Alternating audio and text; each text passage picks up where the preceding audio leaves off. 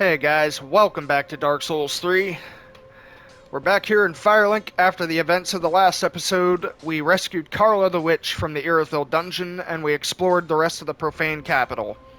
In this part, I intend for us to defeat the next Lord of Cinder, and then start making some progress on the next one.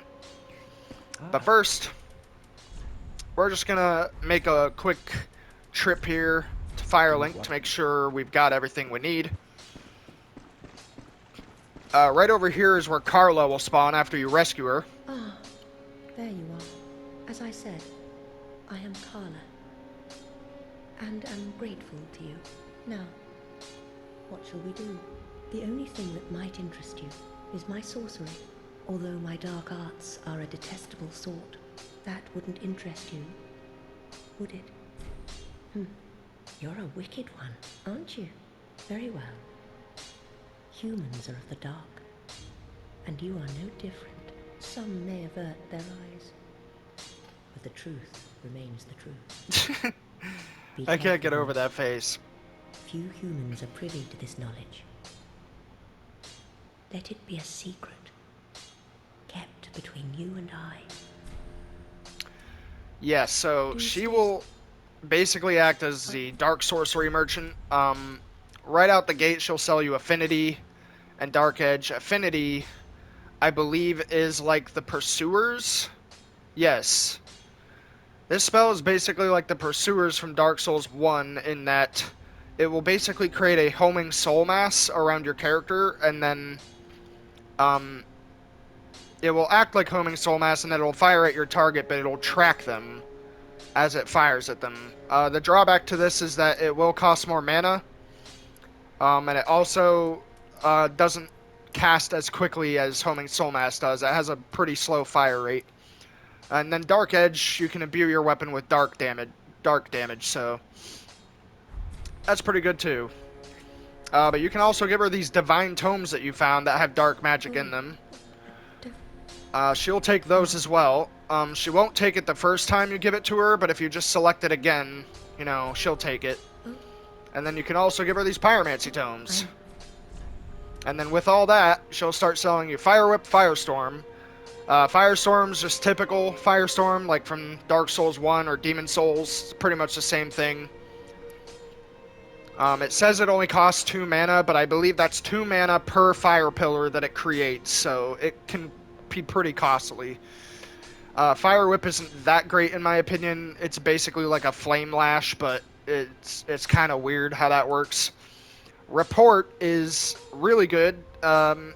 You can pretty much turn an enemy onto your side. This will work with a lot of enemies in the game. I think it can also work on some bosses. Or at least some of the like bosses' minions in this game. So that's like a good little mind control spell. Black Flame is basically like Greater Combustion, but with dark flame instead of regular flame. So we'll get that. And then of course Black Fire Orb, which is a great fire orb, but with dark damage as well.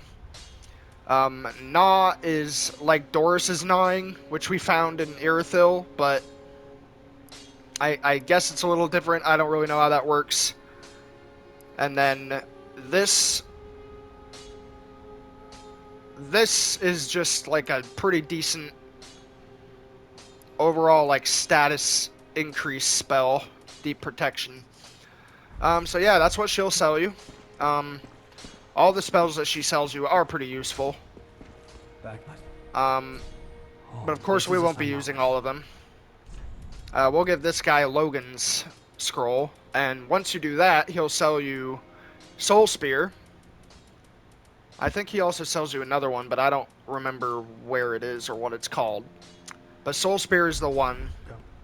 Soul Spear is really good. It costs a lot of mana, but it basically hurls a giant, like, lance of magic damage at your opponent, and it can pierce through multiple enemies. So it's pretty useful for that. And now with the rest of our souls, we will get 20 endurance, and that'll be it for stamina in this playthrough. I think we'll now work on getting to 30 attunement so we can have a decent amount of mana, and then after that, we will start upgrading our intelligence and our faith again so that we can use some better spells. I'm not quite so sure if Black Fire Orb is as good as Great Chaos Fire Orb. It only costs 1 slot, and it's 10 less mana to use. So it probably doesn't do as much damage as Great Chaos Fire Orb, but it probably will be better for, like, crowd control and mana cost, I suppose. I won't have to worry about mana cost as much. And I'll also get Black Flame, just so I can show off these new spells to you guys. But once again, I'm not entirely sure if our Pyromancy Flame will scale well with these dark magic source, or I'm not sure if they'll scale well with our dark magic pyromancies, because I'm pretty sure there's actually another Pyromancy Flame you can get specifically for dark pyromancies, which increases the damage on them a bit more. But I suppose there's no harm in trying. In any case, we're going to head to the boss now. And this time we'll be running past everything because I already know where to go. Oops. We will also be unequipping our weapon for a reason you'll see in a second here. And I will also be muting my microphone once again because the boss music in this particular fight is really good. And I'm actually going to turn up the music so you guys can enjoy it.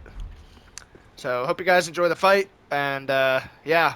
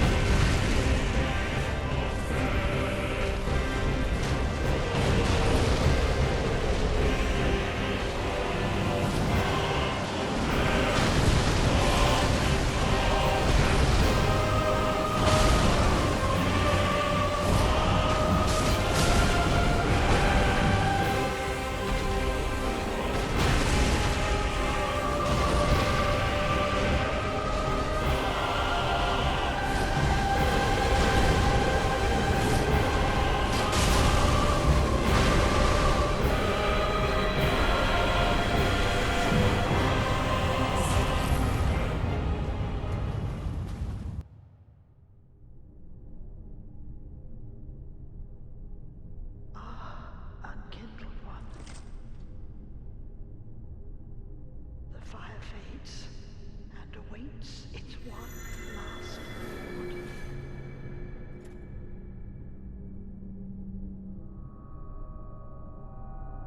Prince Lothric is in your hands.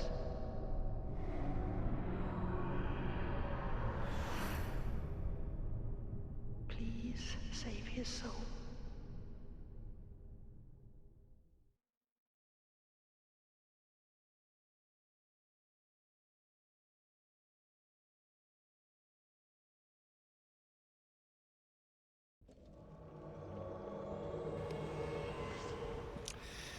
And that was Yorm the Giant. Kind of funny how the old lady that used to be here that would summon the Dancer of the Boreal Valley to fight you is the one who tells you about Prince Lothric and everything.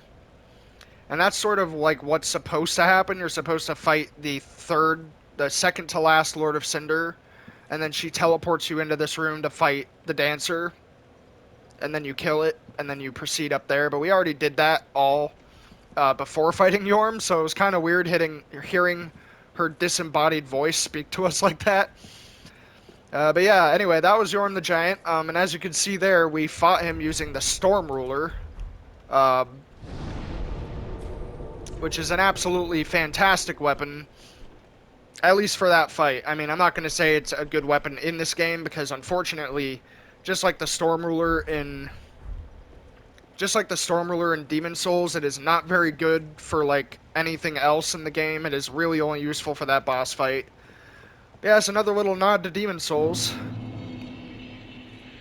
The Storm Ruler can be found, and the reason you know to use it for that boss fight is because this broken blade is also known as a Giant Slayer for its residual strength of storm that brings giants to their knees. Reading that description, as your hint, using the weapon art of the Storm Ruler will allow you to kill Yorm the Giant fairly easily, so it is by no means a difficult boss fight. But it's a very cool boss fight nevertheless. And very cool boss music too. One of my favorite music tracks in this game. Probably my second favorite, to be honest. My first favorite, of course, being the final boss. I almost accidentally said his name and spoiled it. That would have sucked. Although, this is a pretty old game, so you guys probably already know what his name is.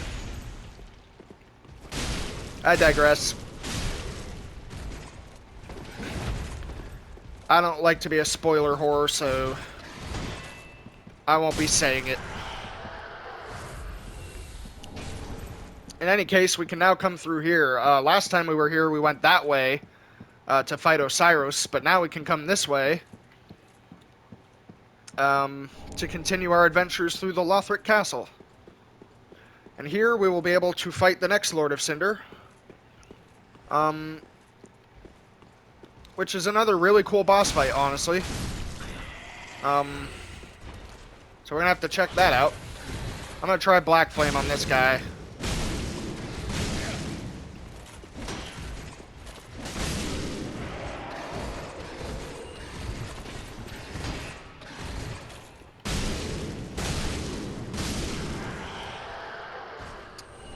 Okay. Despite the fact that Black Flame costs less than Great Combustion,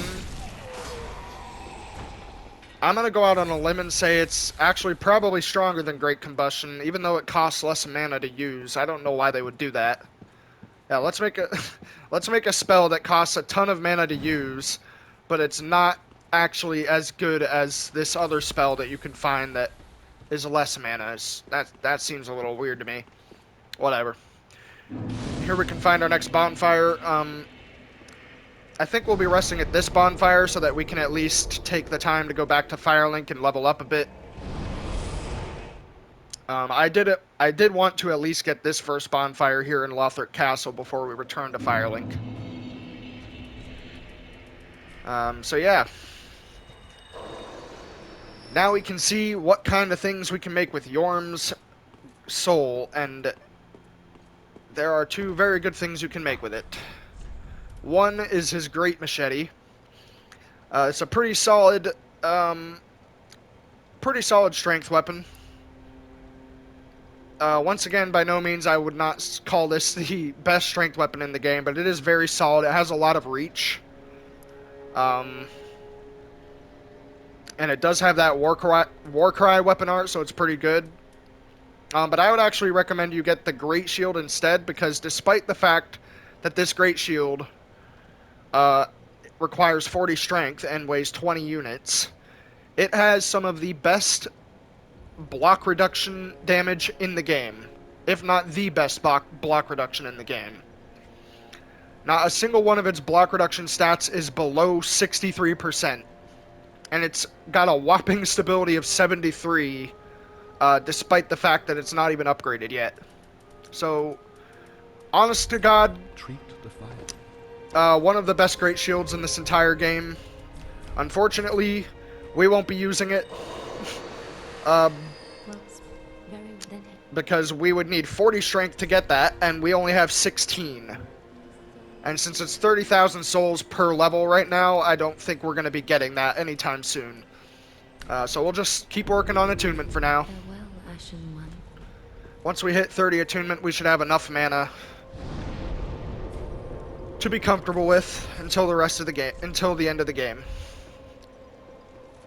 But with all that done now, and the third Lord of Cinder defeated, we will now explore LOTHRIC Castle and make our way to the next Lord of Cinder. There are actually a lot of bosses that we have to fight. Actually, there's only one boss that we have to fight before we can get to the next Lord of Cinder. But between that boss and the Lord of Cinder, there are a bunch new areas for us to explore, so it's probably going to be a while before we get to him. I apologize for that. But I would like to show off a lot of this area and a lot of the stuff you can get here because it is pretty cool looking. And the stuff you can get here is also pretty useful too. Wow.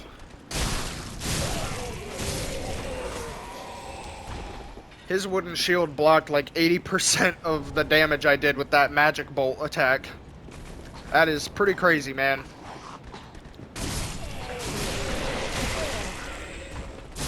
Considering it is just a flimsy wooden shield. Anyway, we're gonna try this black Fire Orb now on this guy up here. Wow, that does a lot of damage. That, yeah.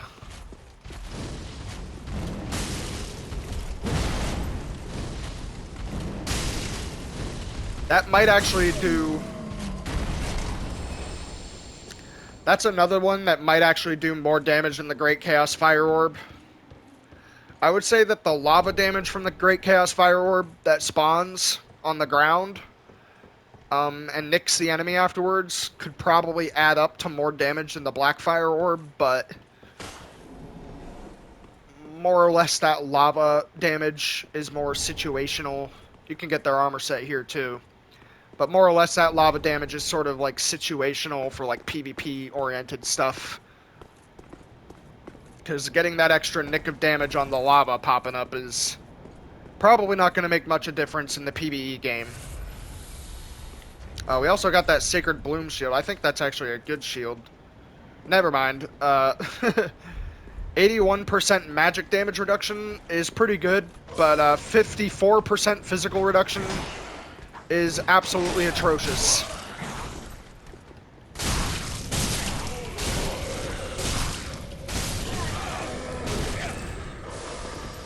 I don't know what the fuck, where these fire bombs are hitting me from. There will be enemies up here that chuck these little white glowing things at you to halt your healing. So that can be kind of annoying too. Especially with all the enemies in this area, the need to heal is pretty important for that. Oh, I reached him. Nice.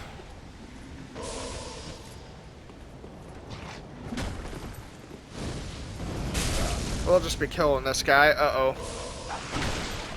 Well, we'll be killing him with our sword then. That was kind of weird. Because I wasn't actually behind him, but it still counted as a backstab, so that works. And then right up here you can get another bonfire, so yeah.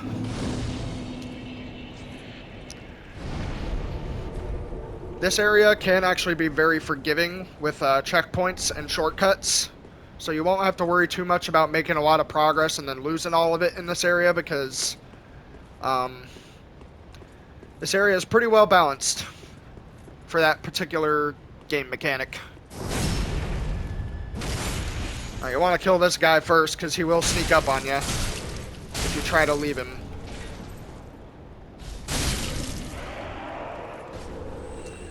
And there you can get a Great Lance, which is a pretty solid dex weapon, but for the purposes of like thrust damage and chasing enemies with it, I think Gundir's Halberd is probably better. Also, dragons will spawn here, so watch out for that. Woo! What we're gonna try to do is actually... Oh, fuck. Okay. I might have to rest at a bonfire because I don't know if I'll actually be able to do it now that they're breathing fire. Ordinarily, what you can do is run across this bridge and then drop down on the other side of it. Right here. And then by dropping down here, you can get an undead bone shard. So, probably a good idea for you to get that. These guys will turn into abyss creatures.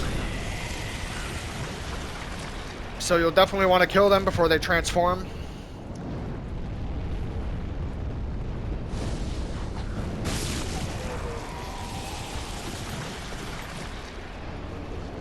Alright.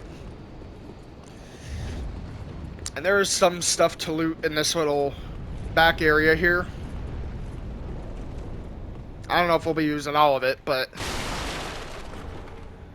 it's nice to at least show it off, just in case some people didn't know about it.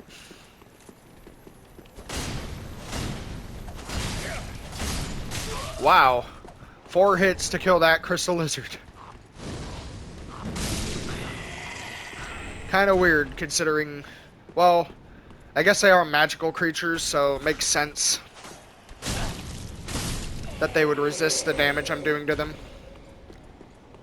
Still, 4 hits, pretty crazy, coming from a Moonlight Greatsword.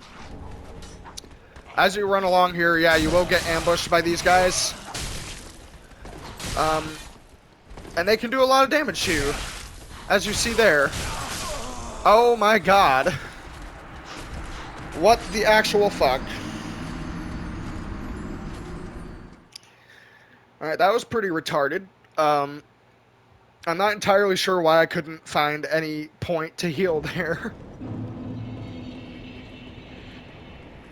But that's fine. Some enemy types in this game are just flat out retarded. You know?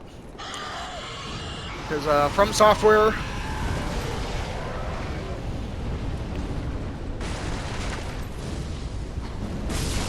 You know... I love them. I give them a lot of credit for shit, but they can design some pretty stupid enemy types, and not stupid in the sense that they are difficult, just stupid in the sense that it's obvious nobody Q&A tested this.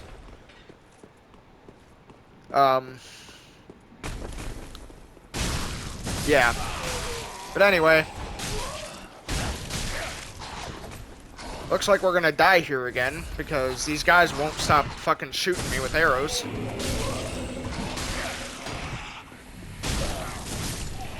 Yeah, you see that? They pretty much... Their attack speed is almost instantaneous, and they just attack you like several times a second. It's pretty retarded. I don't really know why they had to make it that annoying. But anyway, coming up here, we can fight ourselves another winged knight. Oh god.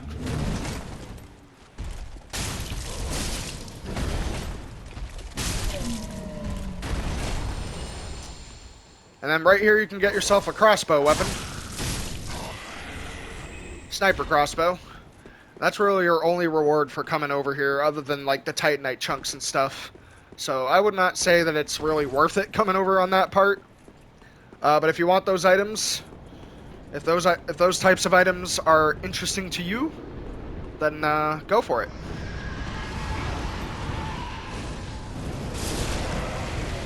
I'm gonna make sure they can't transform, because believe it or not, if those guys transform up here, they can actually hit you with their hitbox, even on this ledge here. So, oh god.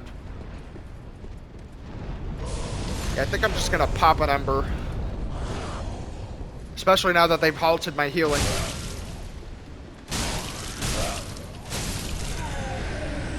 You'll get ambushed by a lot of enemies over here, so... There's just a bunch of There's just a guy with a crossbow over there, and a guy throwing healing, halting shit, and then 2, like, heavy enemies. What the fuck? He dropped down on me.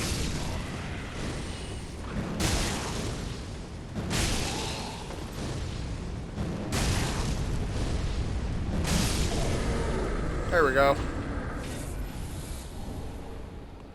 I just wanted to make sure we weren't going to get killed by that guy again. Or, not that, we didn't get killed by that guy the first time. I don't know why I said that.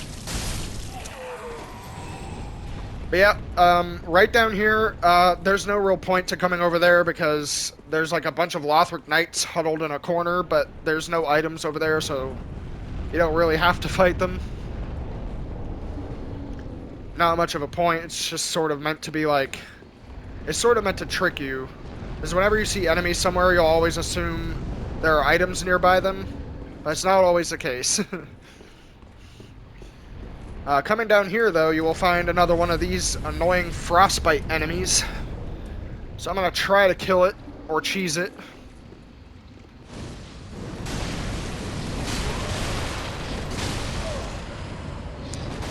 We might die here.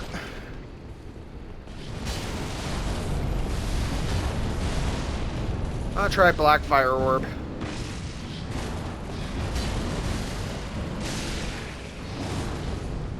I don't know if that does any more or any less. I can't really tell. Okay, the bed vestiges seems to be doing like 40 more damages. So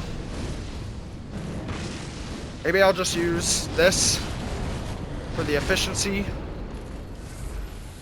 You can kind of get him stuck on the staircase.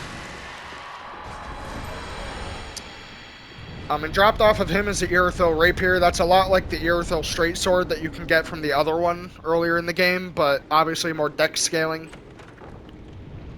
It's still not a great weapon though, because Frostbite isn't really a very useful status effect in this game. But you can get some more upgrade materials in these chests at least. So yeah, there's the purpose to fighting those guys. Now what I think we're gonna try to do here, we're gonna try to kill one of these dragons.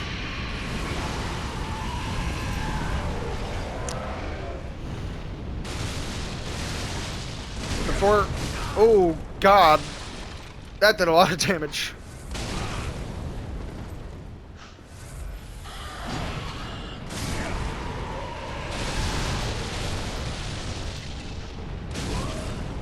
Where in the hell am I getting hit from? Alright, whatever. Yeah. I think we'll probably try to kill one of these dragons before we end this episode off, just because after you kill that dragon, another shortcut will open up to you. More shortcuts, the better.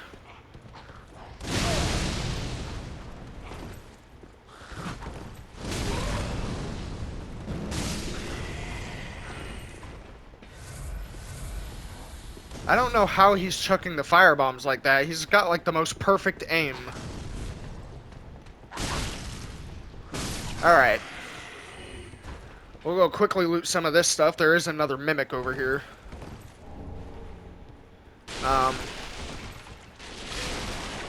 Should probably kill these guys, though. They will spawn more enemies if you don't kill them. And fighting them along with the mimic can be kind of annoying. So let's get to it. Let's actually use Black Flame on this one. Oh, it is another upside down mimic. Yeah. Another one of these guys. They are very weak to fire damage, it looks like. Or I don't know if Black Flame and Dark Fire Orb are registered as fire damage or dark magic damage. I'm not really sure. But anyway, yeah, that Titanite skill out there is a booby trap. It will make these guys spawn. And they'll run up on you like the annoying dickheads that they are. But after you kill them, you can pull this lever down here, and that will open this gate, which will lead you directly into the castle, allowing you to sort of just run by this whole area without having to go around it again. But coming over here, you can kill one of the dragons. The dragon, though, as you can see, is infested by the abyss.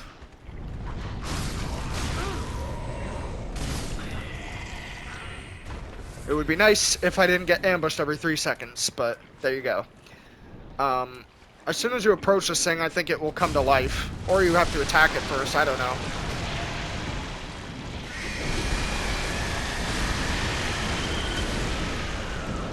This thing is also weak to fire damage. But it will have a lot more health than all the others.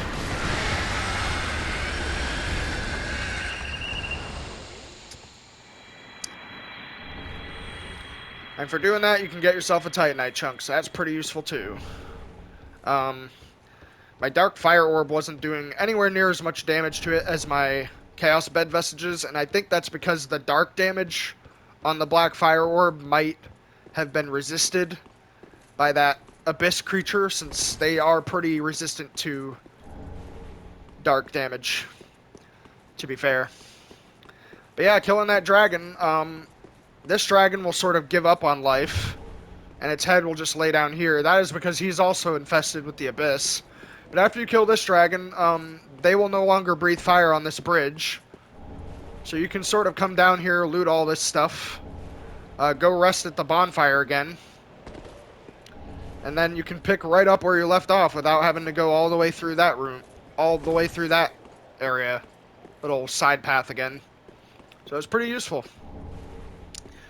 But yeah, I think we'll be ending off the episode here, since we are a little over our time limit here.